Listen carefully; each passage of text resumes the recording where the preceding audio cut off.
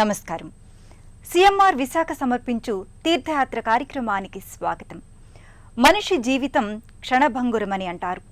లిప్త కాలం కూడా లేని ఈ జీవితాన్ని అనవసరమైన ఆలోచనలతో, స్వార్థపూరిత రాగద్వేషాలతో కష్టతరం చేసుకుంటూ ఉంటారు.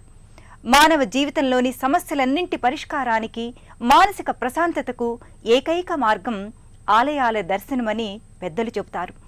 అందుకే మీ అందరికీ ఆలయ దర్శన పుణ్యఫలాన్ని అందించడానికి ఈ తీర్థయాత్ర కార్యక్రమం.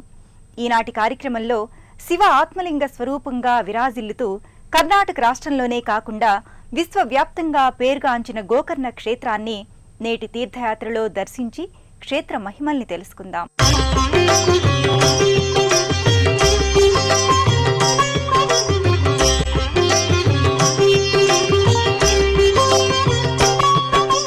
శివుడు పంచభూతాత్మజుడు కదా, ఆయన లేనిదెక్కడని చెప్పగలం. సమస్త ప్రకృతిలోనే కాదు, సకల జీవులలోనూ నిండి ఉంటాడు. హైందవానికి పవిత్రమైన పశువు కామధేనువు, గోవు. ఆ గోవు చెవిరూప శివలింగమై ఉన్నాడు కాబట్టి గోకర్ణేశ్వరుడంటారు. గోకర్ణ క్షేత్రాన మహాబలేశ్వరుడిగా పూజలందుకుంటున్న పరమశివుణ్ణి దర్శించుకుందాం. పరమశివుని ఆత్మలింగం కొలువైన ఈ క్షేత్రం దక్షిణ కాశీగా ప్రసిద్ధి చెందింది. అగ్నాశిని మరియు గంగావతి అను రెండు పుణ్య నదుల నడుమ ఉన్న ఈ క్షేత్రం అతి ప్రాచీనమైనది. గోకర్ణ అంటే గోవు చెవి అని అర్థం. అగ్నాశిని మరియు గంగావతి నదుల కలయిక గోవు చెవి ఆకారంలో ఉండడం చేత ఈ క్షేత్రానికి గోకర్ణం అనే పేరొచ్చిందట. త్రేతాయుగంలోనే ఈ క్షేత్రం వెలసిందని స్థల పురాణం చెబుతుంది. గోకర్ణ క్షేత్రంలో అత్యంత దర్శనీయ ఆలయం మహాబలేశ్వర ఆలయం. హిందువులకు కాశీ ఎంత పవిత్ర స్థలమో ఈ ఆలయం కూడా అంతే పవిత్ర స్థలమని అంటారు. అందుకే ఈ క్షేత్రాన్ని దక్షిణ కాశీ అని కూడా పేర్కొంటారు. పవిత్రమైన 7 ముక్తి క్షేత్రాలలో ఒకటిగా పూజిస్తారు.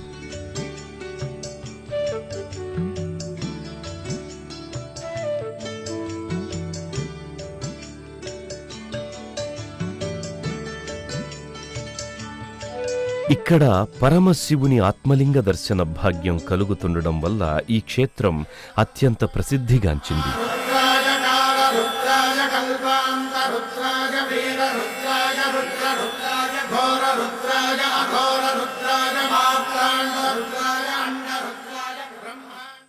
రావణుడు శివుని ఆత్మలింగాన్ని లంకలో ప్రతిష్ఠించాలని భావించాడు. కాని దేవతలకు అది ఎంత మాత్రం ఇష్టం లేదు. అందుకే ఆత్మలింగ ప్రతిష్టను భగ్నం చేయడానికి శ్రీ మహావిష్ణువు తన మాయతో సూర్యాస్తమయం ముందుగానే అయ్యేట్లు చేశాడు. అలా సూర్యాస్తమయం కాగానే రావణుడు సంధ్య వార్చుకోవడానికి సంసిద్ధుడయ్యాడు. సరిగ్గా అదే సమయానికి వినాయకుడు బ్రాహ్మణ బాలకుని వేషంలో అక్కడికొస్తాడు. అతన్ని చూసి రావణుడు సంధ్య వార్చుకోవడం పూర్తయ్యే వరకు ఆత్మలింగాన్ని పట్టుకోమని చెబుతాడు. అయితే ఆ ఆత్మలింగం చాలా బరువుగా ఉందని బాలున్నైన తను ఎక్కువసేపు ఆ బరువు మోయలేకపోతున్నానంటాడు బాలగణపతి. తాను మోయలేని పక్షంలో తనను 3 సార్లు పిలుస్తానని, ఆ తరువాత ఆత్మలింగాన్ని భూమిపై పెట్టేస్తానని చెబుతాడు. సరేనని ఒప్పుకొని రావణుడు సంధ్యవార్పుకు వెళ్లగానే గణపతి 3 సార్లు రావణుణ్ణి పిలిచి అతడు రాకపోవడంతో ఆత్మలింగాన్ని నేలపై పెట్టేస్తాడు. అలా వినాయకుడు ఆత్మలింగాన్ని నేలపై నిలిపిన స్థలమే గోకర్ణ పుణ్యక్షేత్రమయ్యింది.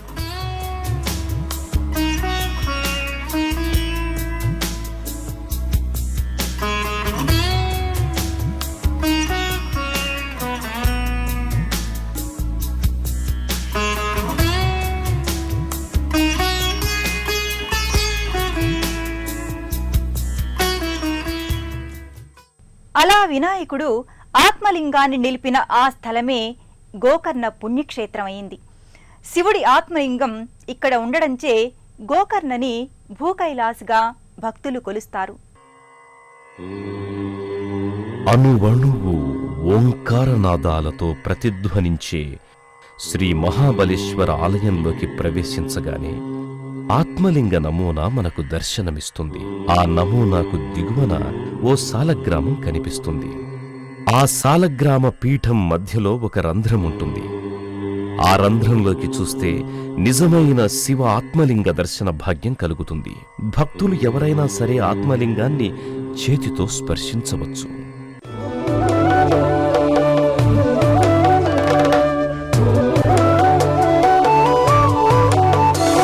ప్రభుం ప్రాణనాథం విభుం విశ్వనాథం జగన్నాథనాథం సదానందభాజం భవద్భవ్యభూతేశ్వరం భూతనాథం శివం శంకరం శంభుమీశానమీడే.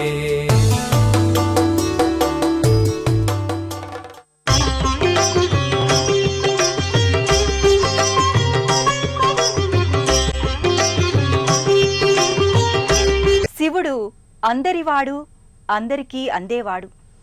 అభిషేక ప్రియుడు కదా. భక్తులు చేసే అభిషేకాలు, పూజలు చేసేవారికే కాదు, చూసేవారికి ఎంతో పుణ్యఫలం.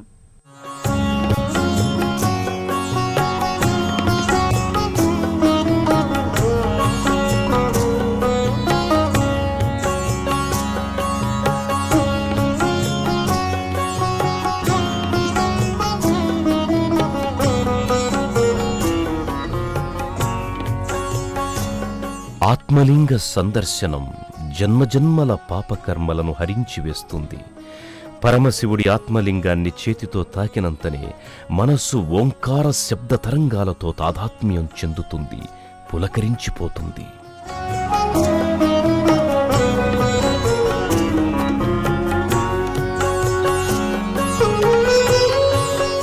ప్రతి ఉదయం 5:30 సమయానికి గోకర్ణ క్షేత్రంలోని బ్రాహ్మణోత్తములందరూ మహాబలేశ్వరుణ్ణి దర్శించి అభిషేకాది పూజా కార్యక్రమాలు నిర్వహిస్తారు.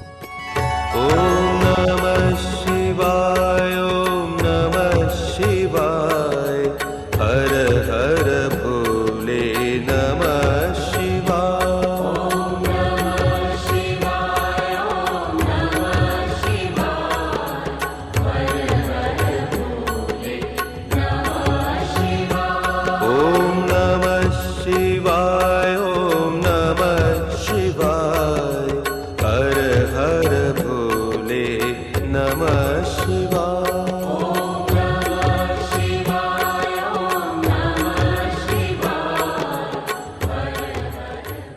మహాబలేశ్వర ఆలయం ద్రవిడ శిల్పకళా నైపుణ్యానికి అద్దం పట్టేలా ఉంటుంది. గ్రానైట్ రాళ్లతో ఆలయ నిర్మాణం జరిగింది. భోలే నమః శివాయ.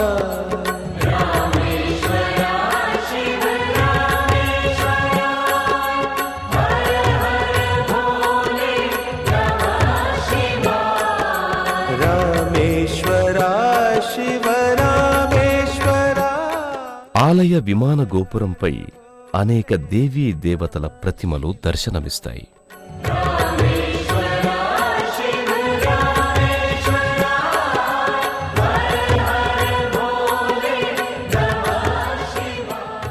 ప్రతి సంవత్సరం సుమారు 10 లక్షల మంది భక్తులు ఈ ఆలయాన్ని సందర్శిస్తారు.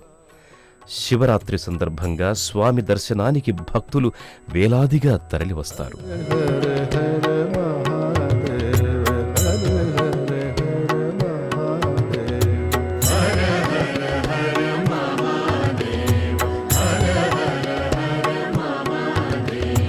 शिव शंकर आदिदेव शिव शंकर आदिदेव हर हर हर महादेव हर हर हर महादेव शिव शंकर आदिदेव हर हर हर महादेव. ఆత్మలింగాన్ని 3 దశాబ్దాలకొకసారి వెలుపలకు తీసి ఉత్సవం జరపడం ఇక్కడ ఆనవాయితీగా వస్తున్న సదాచారం. परमेश्वर अखिलेश्वर परमेश्वर अखिलेश्वर परमेश्वर अखिलेश्वर परमेश्वर अखिलेश्वर परमेश्वर अखिलेश्वर परमेश्वर अखिलेश्वर. ఆత్మలింగం నేలపై పెట్టిన బాలకుడు గణేశుడని రావణుడు గుర్తించాడు. తన కార్యసిద్ధికి అడ్డు తగిలాడన్న కోపంతో గణపతి తలపై ఒక ముట్టు ముట్టాడట. దీంతో గణపతి మాడుపై చిన్న గుంట ఏర్పడింది. మహాబలేశ్వర ఆలయానికి పక్కనే గణపతి ఆలయం ఉంటుంది. అందులో గణపతి విగ్రహం మాడుపై ఇప్పటికీ ఆ గుంటను చూడొచ్చు. రాక్షసుడైన రావణుడికి లక్ష్యసిద్ధి జరగకుండా అడ్డుపడినందుకు ఆత్మలింగ సాధనలో గణపతి విజయ సాధనకు గుర్తుగా గోకర్ణంలో మహాగణపతి దేవ ఆలయాన్ని నిర్మించారు.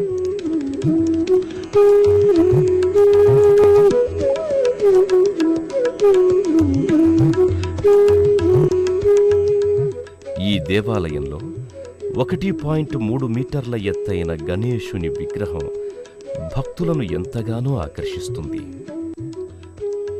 గణేశుని నల్లని రాతి విగ్రహాన్ని వెండి తొడుగుతో అలంకరించి పూజలు నిర్వహిస్తారు.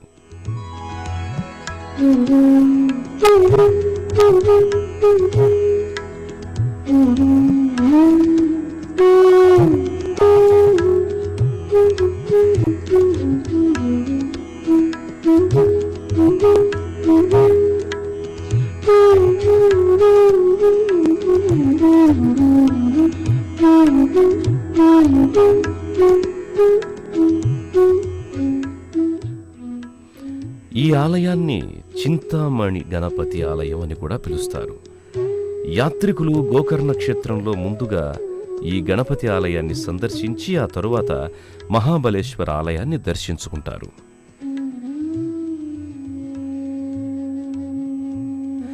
గోకర్ణ క్షేత్ర దర్శనానికి వచ్చిన భక్తులు ముందుగా కోటి తీర్థంలో స్నానమాచరిస్తారు. కాశీలో పవిత్ర గంగా నది ఉంటే దక్షిణ కాశీగా పిలువబడే గోకర్ణంలో కోటి తీర్థం, పుణ్యతీర్థాలు ఉన్నాయి. అరేబియా సముద్రాన్నే పుణ్యతీర్థం అని పిలుస్తారు.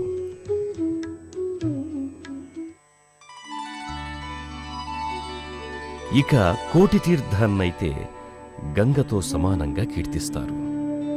కోటి తీర్థం ఓ పవిత్ర కొలను. మహాబలేశ్వర ఆలయానికి అతి సమీపంలో ఈ కోటి తీర్థం ఉంది.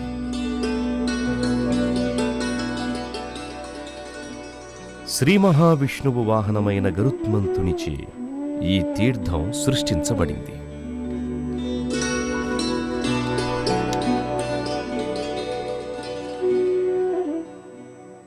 కోటి తీర్థంలో స్నానమాచరిస్తే సకల పాపాలు తొలగిపోతాయని ప్రశస్తి.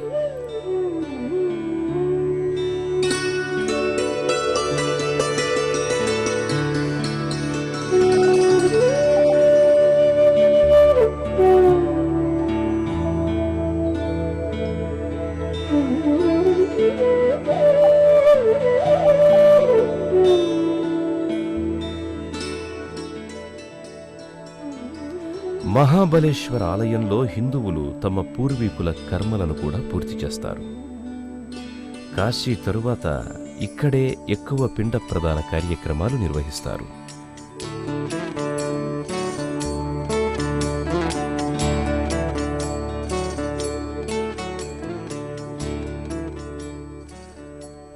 గోకర్ణ క్షేత్రంలో భద్రకాళి ఆలయం కూడా ఉంది.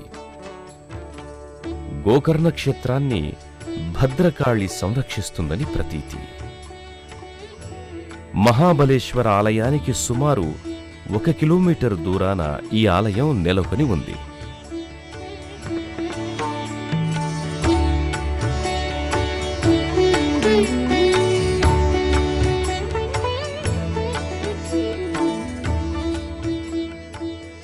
పార్వతీదేవిని ఇక్కడ ఉమాదేవిగా కొలుస్తారు. ఆ మాతనే భద్రకాళి రూపంలో ఇక్కడ పూజిస్తారు.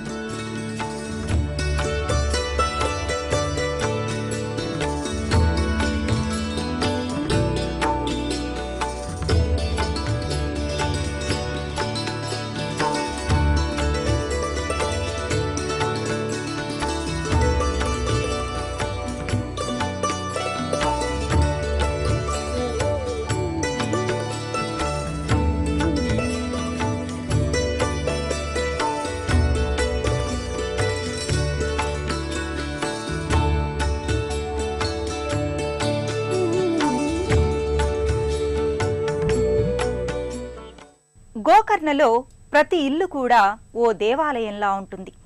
విగ్రహ ప్రతిష్ఠ జరిగి ప్రతి ఇంట్లోనూ పూజలు నిర్వహిస్తుండడం ఇక్కడి విశేషం. ఆలయాల మహాలోగిలి ఈ గోకర్ణ క్షేత్ర వాకిలి. ఓ ఉజ్జయినిలా, ఓ కాశీ క్షేత్రంలా ఈ గోకర్ణంలో అడుగడుక్కి ఓ గుడి భక్తుల కోసం వెలిశాయి. కాలభైరవుడు, భద్రకాళి, శ్రీకృష్ణుడు ఇలా శైవ వైష్ణవ దేవతల ఆలయాలెన్నో ఉన్నాయి. వాటిని కూడా దర్శించుకుందాం రండి మరి. గోకర్ణ క్షేత్రంలో దాదాపు 86 దేవాలయాలున్నాయి. వాటన్నింటినీ దర్శించుకుంటే మహాపుణ్యం కలుగుతుందని చెప్తారు. ఇక్కడ శ్రీకృష్ణ దేవాలయం, కాలభైరవ దేవాలయం సందర్శకులను విశేషంగా ఆకర్షిస్తాయి.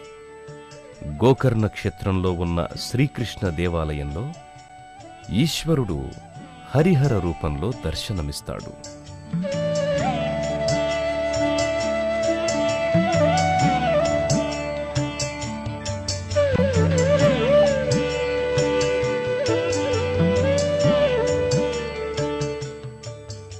ఈ ఆలయాన్నే భక్తులు శంకరనారాయణమని, హరిహరపురమని కూడా పిలుస్తారు.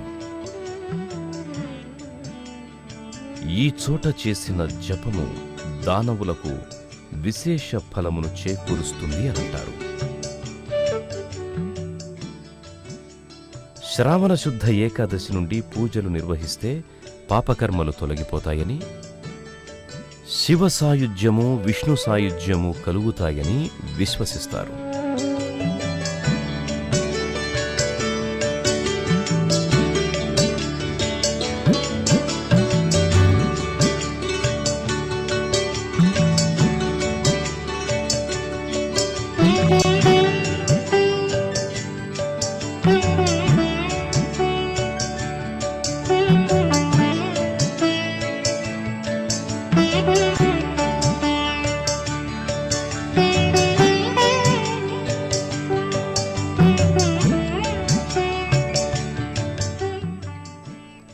గోకర్ణ క్షేత్రంలో రామతీర్థం దర్శనీయం. ఇది మహాబలేశ్వర ఆలయం నుండి దాదాపు 1 కిలోమీటర్ దూరంలో ఉంది.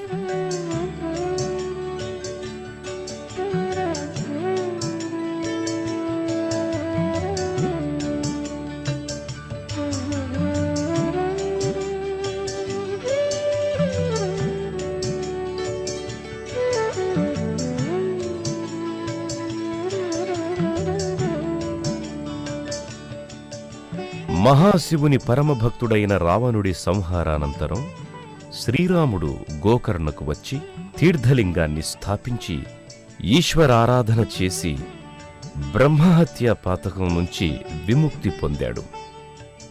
ఆ తరువాత కోటితీర్థంలో స్నానం చేసి శ్రీమహాబలేశ్వరుడికి పూజ చేసి తిరిగి వెళ్ళాడు. గోకర్ణలో ప్రతి ఇల్లు కూడా ఓ దేవాలయంలా ఉంటుంది. విగ్రహ ప్రతిష్ఠ జరిగి ప్రతి ఇంట్లోనూ పూజలు నిర్వహిస్తుండడం ఇక్కడి విశేషం. ఇక్కడ భక్తులకు నిత్యం అన్నదానం జరుగుతుంది. భక్తులు కూడా అన్నదానం చేసే సౌలభ్యం ఇక్కడున్నది. మధ్యాహ్నం 12:30 నుండి 2:30 వరకు, అలాగే రాత్రి 7 నుండి 8:30 వరకు ఈ అన్నదాన కార్యక్రమం జరుగుతుంది.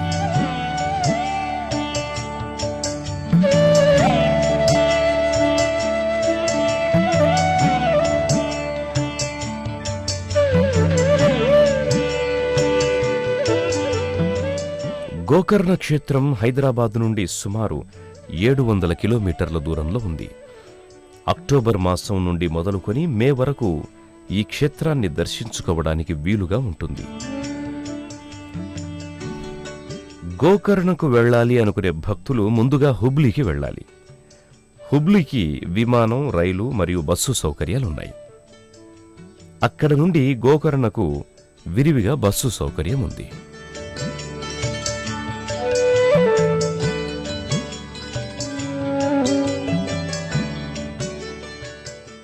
దారిద్ర దుఃఖ దహనాయ నమఃశివాయ అని శివ పంచాక్షరిలో శివుణ్ణి స్మరించుకుంటాం కదా. మన సకల బాధల్ని సర్వ దుఃఖాల్ని దహించి హరించి మనకు సుఖ సౌఖ్యాల్ని ప్రసాదించమని ఆ పార్వతీ హృదయేశ్వరుణ్ణి మనసారా ప్రార్థిద్దాం. మరో క్షేత్ర దర్శనంతో మళ్ళీ కలుద్దాం. నమస్కారం.